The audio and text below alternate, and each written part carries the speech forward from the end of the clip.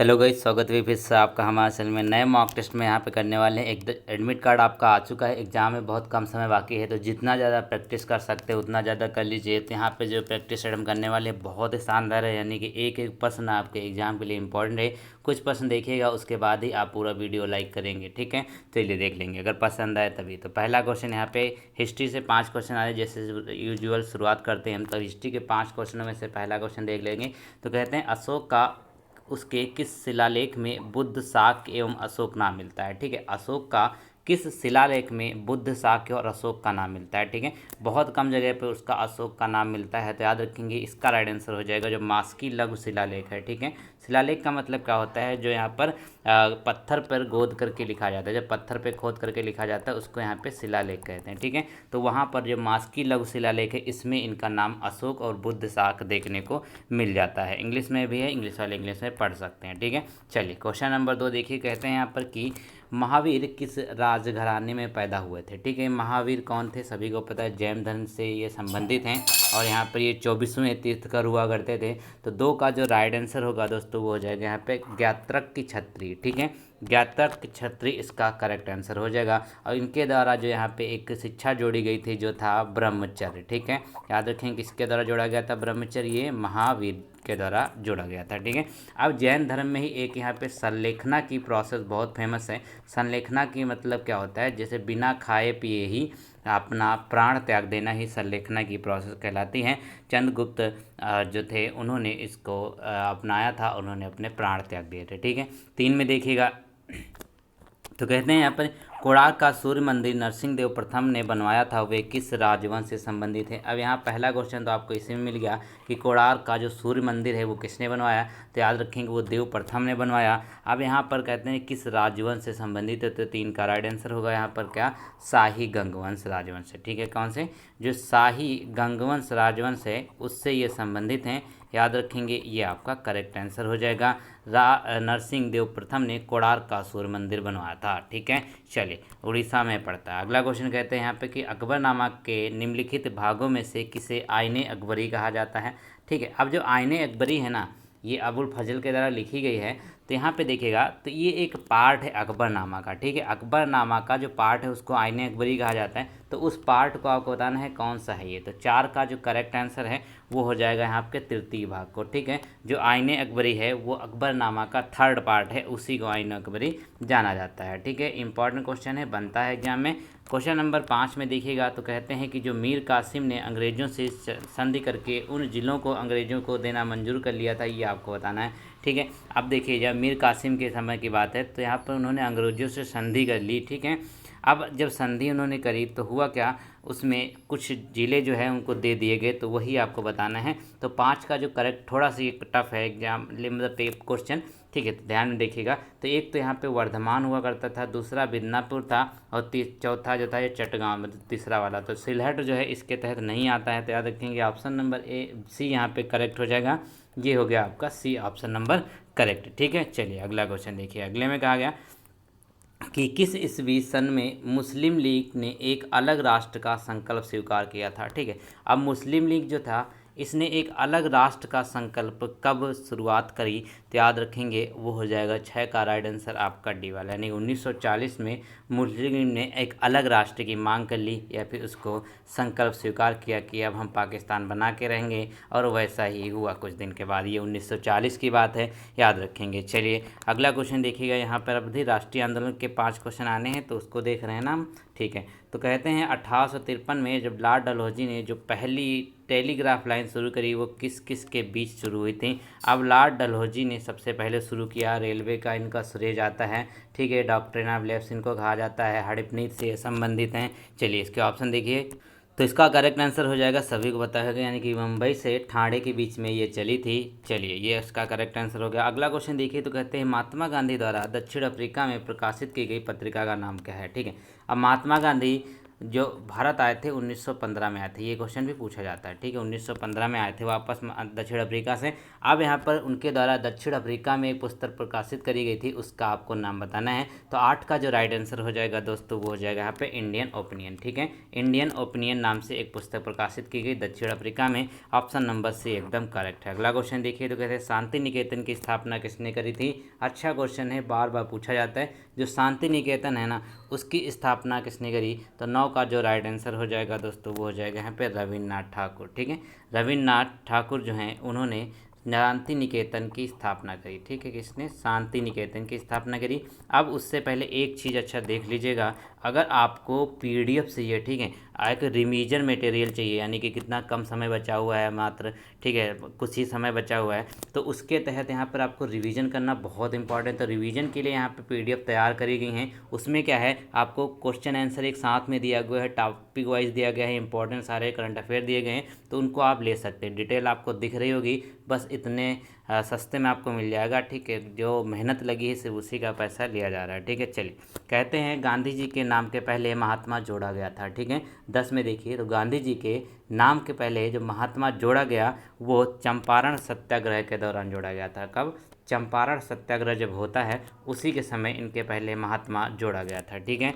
चलिए, question number अगला देखिए। अब यहाँ पे भूगोल के आपके कितने क्वेश्चन पूछे जाने, भूगोल के आपके 5 क्वेश्चन हैं, उसमें से लेते हैं। ये जो क्वेश्चन आपकी स्क्रीन पे है मोस्ट इंपॉर्टेंट है, ठीक है। तो भारत में यहाँ पर सूची 1 सूची 2 से मिलान करना है, जो पर्वत शिखर दिए हुए हैं, ठीक है। डोडा बेटा जो है सबसे ऊंची चोटी कहाँ की है, ये नीलगिरी पर पहाड़ियों की है, ये बिल्कुल सही सुमेलित है। फिर कंचनजंगा की बात कर लेते हैं, तो ये हिमालय पर्वतमाला में स्थित है। अमरकंटक की बात करें तो कहाँ पे है, मैकाले में है। और गुरु शिखर जो है ये अरावली पर्वत श्रेणी श्रृंखला है, ठीक है। याद रखेंगे 11 का करेक्ट आंसर क्या हो जाएगा, ऑप्शन नंबर 1, ठीक है।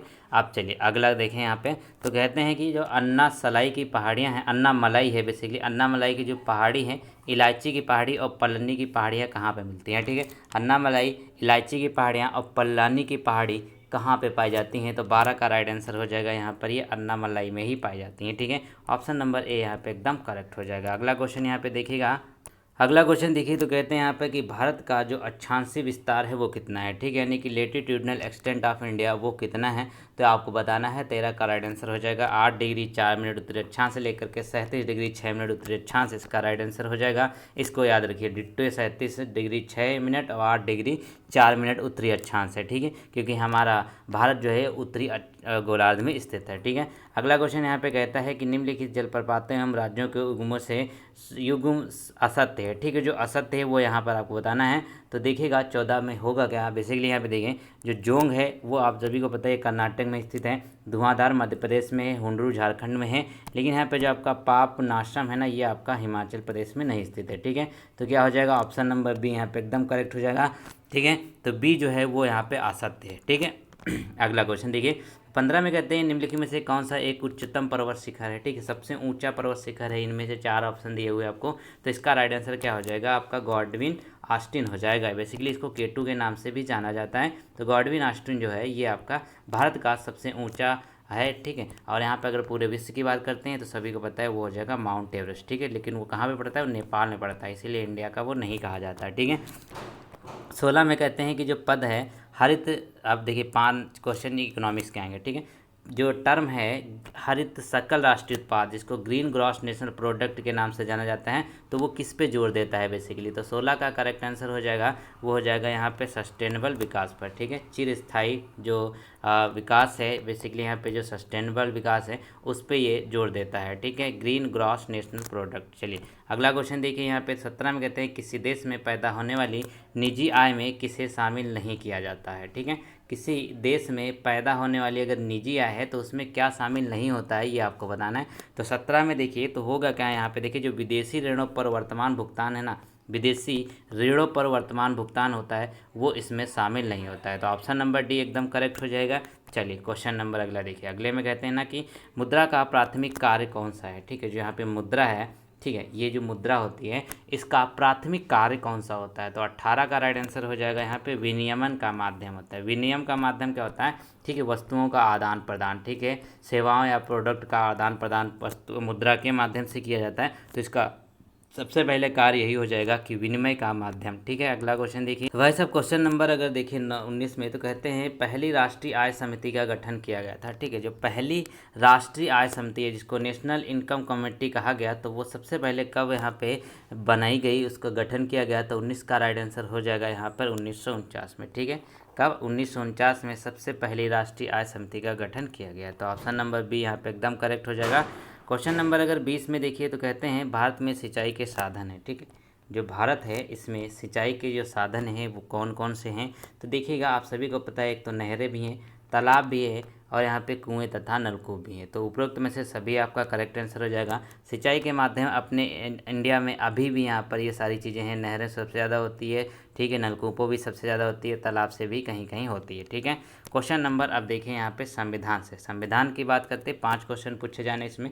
तो कहते हैं मुख्य चुनाव आयुक्त को पदच्युत किया जा सकता है। ठीक है, जो मुख्य चुनाव आयुक्त है, मुख्य चुनाव आयुक्त होते हैं, उनको पद से कैसे हटाया जाएगा वो प्रोसेस आपको बतानी है। तो बेसिकली इस प्रोसेस में होता क्या है कि इस प्रक्रिया द्वारा जो सर्वोच्च न्यायालय के न्यायाधीशों के पदच्युत के संबंध में लागू होती है, वही यहाँ पर इसके संबंध में लागू होगी। ठीक है, सर्वोच्च न्यायालय के न्यायाधीश होते हैं, उन पर जो लागू होता है उस वही चीज़ मुख्य चुनाव आयुक्त पर भी लागू होता है। ठीक है, चलिए क्वेश्चन नंबर अगला देखिए। अगले में कहा गया कि भारत में जो समवर्ती सूची का विचार ग्रहित किया गया वो कहाँ से लिया गया। ठीक है, समवर्ती सूची जो है इसका विचार कहाँ से, 3 सूचियाँ हैं, एक है संघ, ठीक है, दूसरा यहाँ पे है राज्य, और तीसरा क्या है, ये आपका हो जाएगा समवर्ती सूची। ठीक है, बेसिकली समवर्ती सूची में क्या होता है, जो विषय होते हैं वो दोनों के लिए होते हैं, राज्य और संघ दोनों लोग उस पर कानून बना सकते हैं। ठीक है, तो होगा क्या, यहाँ पे ये ऑस्ट्रेलिया से लिया गया है। ठीक है, समवर्ती सूची कहाँ से लिया गया, ये ऑस्ट्रेलिया से संबंधित है। अगला क्वेश्चन देखिए, तो कहते हैं किस राज्य सरकार की अन्य अधिकारक है। ठीक है, देखिए यहाँ पे निम्नलिखित में से कहते हैं कि state government has exclusive jurisdiction. ठीक है, तो होगा क्या आपका राइट आंसर, ये आपको बताना है। 23 का करेक्ट आंसर हो जाएगा आपका यहाँ पे बिक्री कर। ठीक है, जो बिक्री कर है ये आपका राइट आंसर हो जाएगा। अगला क्वेश्चन देखिए 24 में कहते हैं कि भारतीय संविधान स्पष्ट रूप से प्रेस की स्वतंत्रता की व्यवस्था नहीं करता है। ठीक है, प्रेस की स्वतंत्रता की व्यवस्था नहीं करता है, परंतु वह स्वतंत्रता अंतर्निहित है, ये आपको बताना है। तो 24 का जो करेक्ट आंसर हो जाएगा वो क्या होगा, वो देखिए हो जाएगा आपका अनुच्छेद जो 19 का पार्ट ए है उसी में मेंशन है प्रेस की स्वतंत्रता, जिसको चौथा स्तंभ भी कहा जाता है। क्या कहा जाता है, इसको चौथा स्तंभ कहा जाता है। ये इंपॉर्टेंट पूछे जाते हैं जरूर। अब देखिए अगले क्वेश्चन की तरफ। दोस्तों 25 में देखिए, तो कहते हैं कि वह राष्ट्र का प्रतिनिधित्व करता है परंतु राष्ट्र का नेतृत्व नहीं करता। ठीक है, वह राष्ट्र का प्रतिनिधित्व करता है परंतु राष्ट्र का नेतृत्व नहीं करता, इस उक्ति निम्न में से किस पर लागू होती है। ठीक है, चलिए देखिए, तो 25 का राइट आंसर होगा दोस्तों, ये हो जाएगा राष्ट्रपति। ठीक है, राष्ट्रपति जो है वो राष्ट्र का प्रतिनिधित्व तो करता है, लेकिन नेतृत्व किसके द्वारा किया जाता है, आप सभी को पता है कि जो आपकी पीएम होते हैं ना, ठीक है, उसके साथ जो मंत्रिपरिषद होती है उसके द्वारा नेतृत्व किया जाता है। ये सिर्फ यहाँ पे इंडिकेट करता है कि भारत का पहला नागरिक है, बाकी इसका कोई काम रह नहीं गया, आप असलियत जाने तो। ठीक है, मिल्क ऑफ मैग्नीशिया क्या होता है। ठीक है, देखिए तो मिल्क ऑफ मैग्नीशिया क्या होता है, what is milk of magnesia, तो 26 का करेक्ट आंसर हो जाएगा यहाँ पर आपके लिए, वो हो जाएगा यहाँ पर मैग्नीशियम हाइड्रोक्साइड। ठीक है, मैग्नीशियम हाइड्रोक्साइड जो है ये मिल्क ऑफ मैग्नीशिया के नाम से जाना जाता है। ठीक है, क्वेश्चन नंबर अगर देखिए 27 में, तो कहते हैं निम्न में से किस विटामिन को हार्मोन कहा जाता है। ठीक है, इसमें से देखिए कौन सा एक विटामिन है जिसको हार्मोन भी कहा जाता है। तो 27 का राइट आंसर होगा क्या आपके लिए, वो हो जाएगा यहाँ पर डी वाला, यानी कि विटामिन डी जो है इसको हार्मोन के तौर पे भी ट्रीट किया जाता है। ठीक है, याद रखेंगे। चलिए अगला क्वेश्चन देखिए, विटामिन डी जो है ये हार्मोन और विटामिन दोनों माना जाता है। अगला क्वेश्चन देखिए, तो कहते हैं ऑक्सीजन की उपस्थिति में ग्लूकोज के कार्बन डाइऑक्साइड एवं जल में ऊर्जा निर्मुक्त होने के साथ पूर्ण रूपांतरण होने को क्या कहते हैं। ठीक है, इसको एक बार इंग्लिश में पढ़िए जब बिल्कुल क्लियर हो जाएगा। The complete conversion of glucose into carbon dioxide and water in the presence of oxygen with the release of energy is called। ठीक है, तो इस प्रोसेस को कहते क्या हैं, तो बेसिकली यहाँ पे साफ साफ आपको जो एरोबिक रेस्पिरेशन दिया हुआ है, ठीक है, वायु श्वसन का जो यहाँ पे परिभाषा दी है वही आपको दिया गया है। ठीक है, चलिए अगला क्वेश्चन देखिए, यहाँ पे कहते हैं वृद्धि हार्मोन स्रावित होता है। ठीक है, जो ग्रोथ हार्मोन है, ठीक है, जो वृद्धि हार्मोन है, जो ग्रोथ हार्मोन है, ये बेसिकली कहाँ से रिलीज होता है, कहाँ से सिक्रेटेड होता है, तो इसका जो राइट आंसर हो जाएगा वो हो जाएगा आपका 29 का डी वाला। ठीक है, पिट्यूटरी ग्लैंड से ये सिक्रेट होता है। ठीक है, चलिए 30 में देखिएगा, तो कहते हैं निम्न में से किस विद्युत चुंबकीय तरंग की तरंग दैर्घ्य अधिकतम होती है। ठीक है, किस विद्युत चुंबकीय तरंग की तरंग दैर्घ्य अधिकतम होती है ये आपको बताना है। तरंग दैर्घ्य एक बार बता दी, इसको वेवलेंथ को कहते हैं। ठीक है, तो सबसे ज़्यादा किसकी होगी 30 में, वो हो जाएगा आपका बी वाला, यानी कि होती है इंफ्रारेड रेज। ठीक है, इंफ्रारेड जो होती हैं, ये बता दूं कि आपको जो इंफ्रारेड होती है ये आपके टीवी के रिमोट में भी यूज किया जाता है। ये भी प्रश्न पूछे जाते हैं, टीवी का जो रिमोट होता है उसमें इंफ्रारेड जो है अवरक्त किरणें जो होती हैं उनको यूज किया जाता है। ठीक है, तो 30 क्वेश्चन हो गए। अब मैथ आ गया है, लेकिन हम उससे पहले क्या करेंगे, उससे पहले हम जनरल अवेयरनेस का सेक्शन, ठीक है, और उसके बाद यहाँ पे जो आपका ठीक करंट अफेयर का सेक्शन है। ठीक है, इनको पहले कर लेते हैं। 20 क्वेश्चन है, 10-10 क्या आएगा, उसके बाद यहाँ पे देखते हैं। तो दोस्तों आप वीडियो पसंद आई हुई तो आप लाइक कर सकते हैं। क्वेश्चन नंबर देखिए 51, करंट अफेयर के 10 प्रश्नों की शुरुआत कर लेते हैं। तो कहते हैं जो वर्ल्ड चेस डे है, यानी कि विश्व शतरंज दिवस है, वो कब मनाया जाता है। तो 51 का जो राइट आंसर हो जाएगा वो हो जाएगा 20 जुलाई। ठीक है, 20 जुलाई को हम यहाँ पर विश्व शतरंज दिवस यानी कि वर्ल्ड चेस डे है उसको सेलिब्रेट करते हैं। इसको ध्यान में रखिएगा, ये क्वेश्चन पूछा जाता है, बहुत ही अच्छा क्वेश्चन बनता है। अगला क्वेश्चन यहाँ पे कहता है कि यूरोमनी द्वारा किस बैंक को दूसरी बार विश्व की सर्वश्रेष्ठ एसएमई बैंक के रूप में मान्यता दी गई। ठीक है, यूरोमनी द्वारा एक बैंक है जिसको दूसरी बार उसको वर्ल्ड की सबसे बढ़िया बैंक के रूप में मान्यता दी गई। तो याद रखेंगे इसका करेक्ट आंसर हो जाएगा डीबीएस बैंक। ठीक, कौन सी बैंक है, डीबीएस बैंक है, इसको ये अवार्ड दिया गया। अगला क्वेश्चन देखिए, तो कहते हैं हर्षदा गरुड़ ने एशियाई युवा एवं जूनियर भारत तोलन चैंपियनशिप में कौन सा पदक जीता है। अब हर्षदा गरुड़ जो है, इनका नाम याद रखिएगा, ये संबंधित हैं आपका वेट लिफ्टिंग चैंपियनशिप में इन्होंने जीता था एक पदक, वही आपको बताना है। 53 का करेक्ट आंसर होगा स्वर्ण पदक। ठीक है, उन्होंने गोल्ड मेडल जीता है, ये आप ध्यान में रखिएगा। ठीक है, इनका नाम है हर्षदा गरुड़। अगला क्वेश्चन है कि भारतीय क्रिकेट कंट्रोल बोर्ड यानी कि जो बीसीसीआई है कि एथिक्स ऑफिसर और लोकपाल के रूप में किसे नियुक्त किया गया। ठीक है, भारतीय क्रिकेट कंट्रोल बोर्ड बीसीसीआई के एथिक्स ऑफिसर और लोकपाल के रूप में किसे नियुक्त किया गया। तो 54 का राइट आंसर हो जाएगा, यहाँ पर हो जाएंगे विनीत सरन। ठीक है, विनीत सरन को नियुक्त किया गया है बीसीसीआई के एथिक्स ऑफिसर। ठीक है, अगला क्वेश्चन देखिएगा। अगला क्वेश्चन देखिए, तो कहते हैं यहाँ पर कि किस अनुसंधान को सरदार पटेल उत्कृष्ट ICAR संस्थान 2021 से सम्मानित किया गया, ये आपको बताना है। तो 55 का करेक्ट आंसर हो जाएगा आपके लिए यहाँ पर राष्ट्रीय कृषि अनुसंधान, बेसिकली यहाँ पे जो है नेशनल एग्रीकल्चरल रिसर्च, ये आपका करेक्ट आंसर हो जाएगा। ठीक है, नेशनल एग्रीकल्चर रिसर्च ये आपका करेक्ट आंसर है। अगला क्वेश्चन देखिएगा, तो कहते हैं यहाँ पर कि किस देश के ऑलराउंडर बेन स्टोक ने एक दिवसीय क्रिकेट से संन्यास लेने की घोषणा करी। तो ये तो बहुत ही आसान है। तो यहाँ पे देखिए जो बेन स्टोक हैं ये विराट कोहली का फेवरेट शब्द है। ठीक है, तो कहते हैं 56 में ये आपका राइट आंसर हो जाएगा इंग्लैंड के इस समय ये जो लिमिटेड फॉर्मेट है उसके कप्तान भी थे। तो ये इन्होंने क्या किया, एक दिवसीय क्रिकेट से संन्यास लेने की घोषणा कर दी इंडिया के ही खिलाफ। ठीक है, अगला क्वेश्चन देखिए यहाँ पे, तो कहते हैं कि 2028 के ग्रीष्मकालीन ओलंपिक और पैरा ओलंपिक खेलों की मेज़बानी किसके द्वारा की जाएगी। ठीक है, 2028 की बात करें हैं तो यहाँ पर जो आपका समर ओलंपिक है पैरा ओलंपिक गेम है, इसकी जो मेज़बानी करी जाएगी वो करी जाएगी यहाँ पर लॉस एंजल्स के द्वारा। ठीक है, लॉस एंजल्स के द्वारा इसकी मेज़बानी करी जाएगी। अगला क्वेश्चन देखिए, तो कहते हैं हाल ही में 5G स्पेक्ट्रम सीधे प्राप्त करने पर लागू करने वाली पहली कंपनी बनी है। ठीक है, 5G स्पेक्ट्रम सीधे प्राप्त करने और लागू करने वाली जो पहली कंपनी बनी वो कौन सी हो जाएगी। तो देखिए 58। तो दोस्तों जो क्वेश्चन हम कर रहे थे वो था यहाँ पे कि हाल ही में किस कंपनी ने सीधे स्पेक्ट्रम प्राप्त किया और यहाँ पे उसको लागू भी कर दिया, तो उसी का नाम बताना है। तो ये हो जाएगी आपकी L&T। ठीक है, यहाँ पे जो आपका L&T टेक्नोलॉजी इसके राइट आंसर है। अगला क्वेश्चन देखिए, तो कहते हैं 59 में रतन इंडिया पावर ने किसको अपना नया प्रबंध निदेशक नियुक्त करने की घोषणा करी है। ठीक है, रतन इंडिया की बात कर रहे हैं, तो इन्होंने अपना नया प्रबंधक जो निदेशक नियुक्त किया है वो कौन से हो जाएंगे। तो 59 का राइट आंसर हो जाएगा यहाँ पे ब्रजेश गुप्ता। ठीक है, ब्रजेश गुप्ता आपके करेक्ट आंसर हो जाएंगे, ऑप्शन नंबर बी यहाँ पे एकदम करेक्ट है। ठीक है, अगला क्वेश्चन कहता है भारत में चीतों को लाने के लिए किस देश के साथ समझौता हुआ। ये कई बार अभी हाल ही को क्वेश्चन पेपर में पूछा गया है, तो भारत को अब वो चीता ला भी दिए गए हैं, पीएम मोदी वाला आपने वीडियो देखा भी होगा। तो 60 का राइट आंसर हो जाएगा नामीबिया। ठीक है, नामीबिया से समझौता किया गया। अभी तो एक न्यूज़ भी आ गई, खुशखबरी भी आ गई भैया, यानी कि एक छोटा बच्चा भी यहाँ पर आने वाला है। ठीक है, ये खुशखबरी इतनी जल्दी आ गई है। अगला क्वेश्चन देखिए, यहाँ पे जनरल अवेयरनेस के प्रश्नों की शुरुआत कर लेते हैं। तो कहते हैं मूर्ति देवी साहित्य पुरस्कार किसने शुरू किया। ठीक है, जो मूर्ति देवी साहित्य पुरस्कार है यह किसके द्वारा शुरू किया गया। तो 61 का राइट आंसर हो जाएगा बेसिकली यहाँ पे भारतीय ज्ञानपीठ ट्रस्ट। ठीक है, भारतीय ज्ञानपीठ ट्रस्ट जो है इसके द्वारा मूर्ति देवी साहित्य पुरस्कार की स्थापना करी गई, यानी कि ये दिया जाता है। अगला क्वेश्चन यहाँ पे देखिएगा भाई, क्वेश्चन नंबर अगर देखिए 62 में, तो कहते हैं क्या कि हिंदी दिवस हर साल कब मनाया जाता है। ठीक है, हिंदी दिवस की अगर बात कर लेते हैं तो 14 सितंबर को हिंदी दिवस के रूप में हम सेलिब्रेट करते हैं, सभी को पता है ये डेट।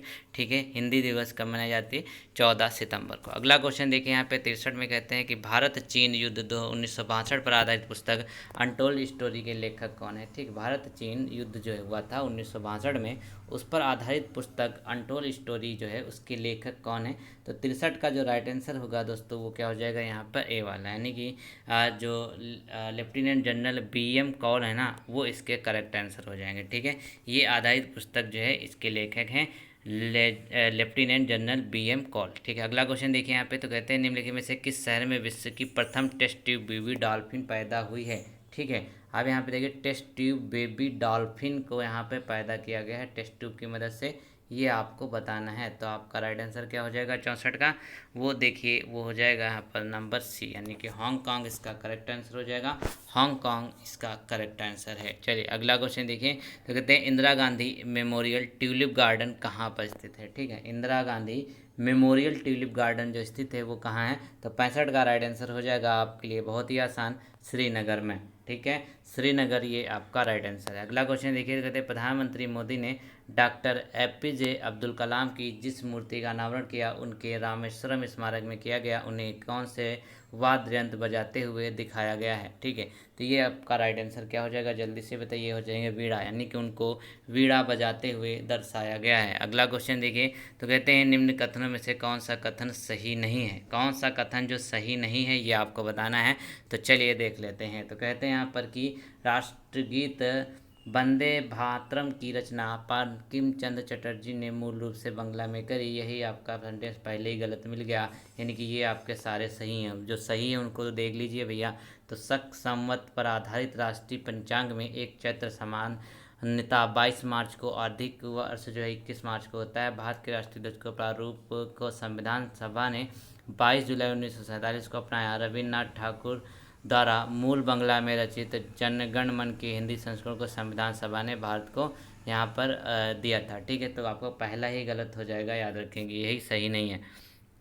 अगला क्वेश्चन देखिए यहाँ पे। तो कहते हैं जो आपका अद्वितीयक प्रयोगात्मक शहर ओरीविले कहाँ पर स्थित है। ठीक है, अद्वितीय प्रयोगात्मक शहर ओरीविले कहाँ पर स्थित है, यानी कि यूनिक एक्सपेरिमेंटल सिटी ऑफ ओरीविले, ये कहाँ पर स्थित है। तो 68 का राइट आंसर हो जाएगा आपका सी वाला, ये है आपका पुडुचेरी में स्थित है। कहाँ पे, पुडुचेरी में स्थित है। क्वेश्चन नंबर आप 69। तो कहते हैं डाक वितरण में तीव्रता लाने हेतु भारत में पिन कोड प्रणाली की शुरुआत कब करी गई थी। ठीक है, पिन कोड प्रणाली जैसे अभी नहीं कहते बता देते हैं कि 6 अंक का पिन कोड आपको पता चलता है। ठीक है, इसी तरीके से इसकी जब शुरुआत हुई थी यहाँ पर वो थी 15 अगस्त 1972 को। ठीक है, 15 अगस्त 1972 को हुई थी। अगला क्वेश्चन कहता है यहाँ पर कि नारा दो बूंद जिंदगी की किस कार्यक्रम से साथ संबंधित है। ठीक है, 2 बूंद जिंदगी की ये कौन सा कार्यक्रम है। तो बच्चे को पता होना चाहिए, वो हो जाएगा यहाँ पे पल्स पोलियो। ठीक है, पल्स पोलियो से जो कार्यक्रम संबंधित था उसका नारा हुआ करता 2 बूंद जिंदगी की। तो ये हो गया आपका करेक्ट आंसर।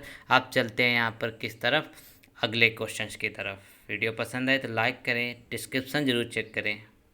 तो चलिए हिंदी के 5 क्वेश्चन आने हिंदी ग्रामर के, उनको देखते हैं। तो कहते हैं छाती पर सांप लौटने का सही अर्थ क्या है। ठीक है, छाती पर सांप लौटना, इसका सही अर्थ क्या हो जाएगा। तो 36 का जो राइट आंसर होगा वो हो जाता है आपका यहाँ पर डी ईर्षा होना, यानी कि कोई व्यक्ति अगर यहाँ पे आपके आस पड़ोस वाला नौकरी पा जाता है तो आपकी छाती पर सांप लौटना लाजमी है। ठीक है, अब कहते हैं रामचरितमानस में कितने कांड हैं। ठीक है, जो रामचरितमानस है इसमें कितने सोपान हैं या फिर कितने कांड है ये आपको बताना है। तो 37 का राइट आंसर हो जाएगा यहाँ पर आपके लिए, वो होगा क्या, चलिए बी हो जाएगा, यानी कि टोटल कितने कांड है, 7 कांड हैं। ठीक है, चलिए ये हो गया आपका 37 का राइट आंसर बी। अगला क्वेश्चन कहते हैं कि चीफ की दावत कहानी के लेखक कौन है। चीफ की दावत इस कहानी के लेखक कौन है, तो 38 का राइट आंसर हो जाएगा आपके लिए, वो हो जाएगा भीष्म साहनी। ठीक है, ये भीष्म साहनी की एक कृति है जिसका नाम है, कहानी है जिसका नाम है चीफ की दावत। अगला क्वेश्चन कहते हैं जिसे मरने की कामना हो उसके लिए एक शब्द क्या होगा। ठीक है, जिसे मरने की कामना हो उसके लिए एक शब्द क्या प्रयुक्त करेंगे, तो वो होता है मुमूर्षा। ठीक है, ये जो मुमूर्षा है ये मरने की कामना है, मरने की इच्छा जताता है। चलिए अगला क्वेश्चन देखिए, यहाँ पे 40 में कहते हैं कि दुष्कर का विलोम क्या होगा। ठीक है, दुष्कर का विलोम शब्द क्या होगा ये आपको बताना है। तो 40 का जो राइट आंसर होगा दोस्तों वो हो जाएगा यहाँ पे सरल। ठीक है, दुष्कर का मतलब कहता है जो कठिन हो, और यहाँ पे सरल का मतलब सभी को पता है जो आसान हो, सरल हो। तो दुष्कर और विलोम शब्द होगा यहाँ पर आपस में, दुष्कर और सरल। ठीक है, अगला क्वेश्चन देखिए, अब यहाँ पे है कि आपका इंग्लिश का पैसेज आना है, छोटा सा नन्हा सा मुन्ना सा, तो इसको हम देख लेते हैं। तो 41 से 43 के बीच में है, तो वीडियो पॉज कीजिए, इस पैसेज को पढ़िए। टैगोर के बारे में है, तो बहुत ही आसान है, तो चलिए हम भी इसको पढ़ लेते हैं।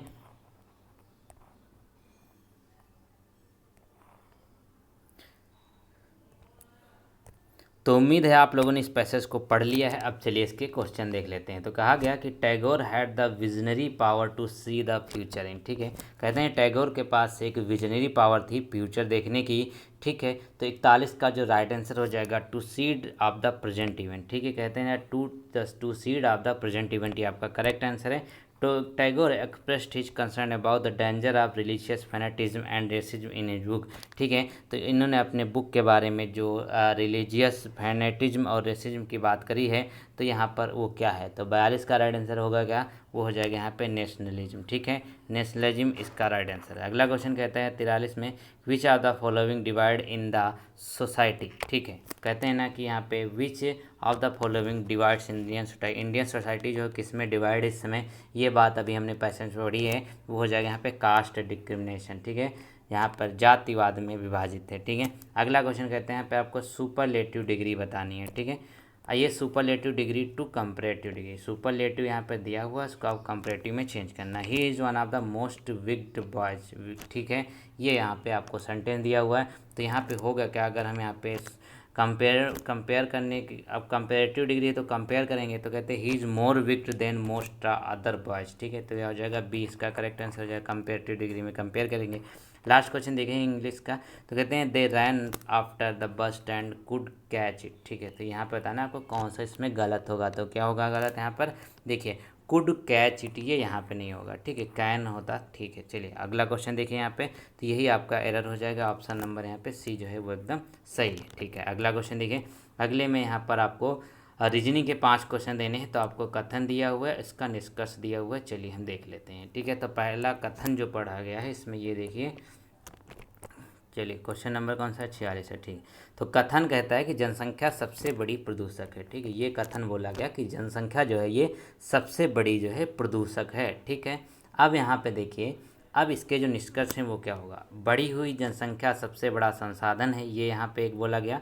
फिर यहाँ पे बोला गया कि निरक्षर जनसंख्या गंदगी और हीनता के जनक है। ठीक है, जो हमको कथन दिया जाता है हम सिर्फ उसी की बात करते हैं। ठीक है, तो अगर हम यहाँ पे रिलेट करना दिया है तो ये दोनों रिलेट नहीं हो रहे हैं, किसी भी तरीके से रिलेट नहीं हो रहे हैं, तो क्या होगा इसमें, ना तो 1 निहित करता है ना तो 2 निहित करता है, तो ऑप्शन नंबर डी जो है वो एकदम करेक्ट हो जाएगा। चलिए अगला क्वेश्चन देखिए यहाँ पर, अगले में कहा गया है कि नीचे दिए गए श्रृंखला में लुप्त संख्या ज्ञात करनी है। ठीक है, लुप्त आपको ज्ञात करनी है, तो ये बताया 2 का 4 हो गया। ठीक है, उसके बाद यहाँ पे देखिए 11 का 13 हुआ है, फिर यहाँ पे देखिए 1 का डी हुआ यानी कि +3 बढ़ा था। ठीक है, अब 2 का 4 हो यानी कि +2 बढ़ा है। तो इसी तरीके से अगर यहाँ पे और देखेगा तो ये आपका 4 का हो गया, यहाँ पर 12 हो गया, तो यहाँ पे देखिए 2 का 2 बार गुणा हुआ था, 4 का 3 बार गुणा, तो 12 हो गया। 12 को हम अगर 4 से गुणा कर देंगे तो 12 चौक कितना हो जाएगा, 48 हो जाएगा। ठीक है, ये 48 हो जाएगा। अब देखिए ए में अगर हम 3 की बढ़ोतरी किए थे तब डी पाए थे, अब डी में यहाँ पर देखिए डी की वैल्यू होती है 4 और यहाँ पे जी की वैल्यू कितनी होती है, जी की वैल्यू होती है 7, तो इसमें 3 की बढ़ोतरी कर रहे हैं, तो जी में अगर हम 3 की बढ़ोतरी करेंगे तो 10 हो जाएगा, 10 का मतलब क्या होता है, जे हो जाएगा, तो 48 जे मिल गया हमको। अब यहाँ पे देखिएगा तो 11 में 2 बढ़ाए तो 13 मिला था, 13 में अब यहाँ पे 4 बढ़ाएंगे 17 मिलेगा। ठीक है, अब यहाँ पे 17 में अगर हम यहाँ पे कितना बढ़ाएंगे, 6 बढ़ाएंगे, क्योंकि सब में बढ़ रहा है, तो 2 4 6 बढ़ेगा, तो क्या होगा 23 मिलेगा, तो बी करेक्ट आंसर हो जाएगा कि नहीं, 48 जे 23 यहाँ पे आ जाएगा। ठीक है, ये आपका पैटर्न था, बहुत ही आसान था। चलिए अगला क्वेश्चन यहाँ पे देख लेते हैं। अगला क्वेश्चन कहता है यहाँ पर आपको डी जो है 10 दिया हुआ है और उसी तरीके से एच आई आपको बताना है। ठीक है, तो डी की वैल्यू क्या होती है 4 होती है, ई की वैल्यू यहाँ पे 5 होती है। ठीक है, तो यहाँ पे देखिएगा ये 10 कैसे आया ये आपको बताना है। ठीक है, अब इसी तरीके से यहाँ पे देखिए जो 49 वाला जो यहाँ पे बोला गया ना कि एच है, एच की वैल्यू कितनी होती है 8 होती है। ठीक है, आई की कितनी होती है यहाँ पे, आई की जो होती है वो 9 होती है। ठीक है, आई की 9 होती है, 8 और 9 यहाँ पे हो गया, और यहाँ पे 4 और 5 10 हो रहा था। अब ये बताना है कि कितना होगा, तो चलिए इसमें थोड़ा सा दिमाग लगाइए आप लोग। चलिए जल्दी से इसका राइट आंसर बताइए। तो हो गया क्या यहाँ पर, जल्दी से बताइए। तो आई होप इसको आपने सॉल्व कर लिया होगा। तो हमने क्या बोला था कि डी की वैल्यू कितनी है यहाँ पे 4 है, ई की वैल्यू यहाँ पे 5 है। तो 5 चौको 20 कर दिया, 20 को हाफ से डिवाइड कर मतलब हाफ कर दिया गया है, तो कितना हो जाएगा 10 हो जाएगा। इसी तरीके से एच की वैल्यू कितनी है 8 होती है, 9 की वैल्यू यहाँ पे होती है, तो 9 8 72 हो जाएगा। 72 को हाफ करेंगे तो कितना आ जाएगा यहाँ पर, वो 36 आ जाएगा। ठीक है, ऑप्शन नंबर यहाँ पे सी आपका एकदम करेक्ट हो जाएगा। ठीक है, ऐसे ही होगा, बिल्कुल सही बात है। अगला क्वेश्चन देखिए, तो कहते हैं एक लड़के का परिचय कराते हुए एक लड़की कहती है। ठीक है, ये मान लीजिए यहाँ पे लड़का है, चलिए यहाँ पे हम लिख लेते हैं लड़का है। ठीक है, लड़का है, तो लड़के का परिचय कराते हुए कहती है मेरी माँ के भाई की इकलौती बहन का बेटा है। ठीक है, कहता है लड़की की जो ये लड़की है तो लड़की की यहाँ पे माँ हो जाएगी। कहता है ना, कहती है मेरी माँ के भाई की इकलौती बहन। ठीक है, माँ का जो भाई है उसकी इकलौती बहन खुद इसकी माँ हो जाएगी, क्योंकि भाई का इकलौती बहन तो ये खुद हो जाएगी ना, माँ हो जाएगी। तो माँ कहते हैं इकलौती बहन का बेटा है, तो क्या हो जाएगा, ये तो देखिए यहाँ पे भाई हो गया। ठीक है, ये खुद इसका भाई बेटी और भाई हो गया कि नहीं हो गया, तो इसका करेक्ट है डी हो जाएगा यहाँ पर। चलिए ये हो गया। अब चलते हैं कुछ और प्रश्नों की तरफ।